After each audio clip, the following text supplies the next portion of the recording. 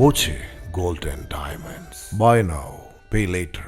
CJPയുടെ സമരത്തിന് പ്രേരണയായത് കേന്ദ്രത്തിനെതിരെ നേരത്തെ നടത്തിയ കർഷക സമരമാണെന്ന് CPM പോളിറ്റ് ബ്യൂറോ അംഗം വിജു കൃഷ്ണൻ. ഇക്കാര്യം CJP നേതാക്കൾ പൊതുവേദിയിൽ വ്യക്തമാക്കിയതാണെന്നും അദ്ദേഹം പറഞ്ഞു. ഒറ്റപ്പാലത്ത് കിഴക്കൻ പ്രവിശ്യ സൗദി അറേബ്യ നവോദയ സാംസ്കാരിക വേദിയുടെ 4ാമത് നവോദയ കോടിയേരി ബാലകൃഷ്ണൻ സമഗ്ര സംഭാവന പുരസ്കാര വിതരണ സമ്മേളനം ഉദ്ഘാടനം ചെയ്യുകയായിരുന്നു അദ്ദേഹം.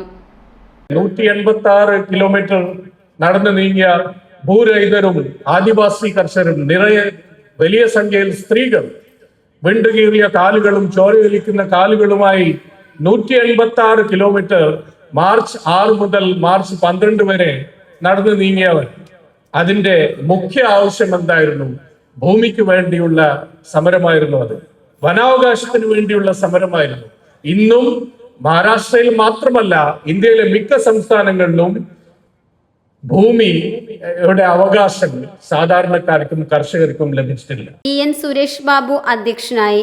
കാർഷിക രംഗത്തെ സമഗ്ര സംഭാവനയ്ക്ക് എലവഞ്ചേരി സ്വദേശി S ഷാബുമോന് പുരസ്കാരം സമ്മാനിച്ചു. 1 ലക്ഷം രൂപയാണ് അവാർഡ്. വിവിധ കർഷക കൂട്ടായ്മകൾക്കും അവാർഡുകൾ കൈമാറി. മുൻ മന്ത്രിമാരായ TM Thomas Isaac, MP Rajesh, K Premkumar MLA, MR Murali, S Krishnadas, George Varghese, Nandini Mohan, Ranjith Vadakara, Umesh Kalarickal, Mohanan Vellinezhi തുടങ്ങിയവർ പ്രസംഗിച്ചു.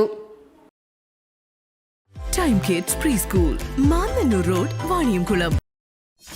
.View news. കാഴ്ചകളാണ് ലോകം. കണ്ടു തുടങ്ങുക.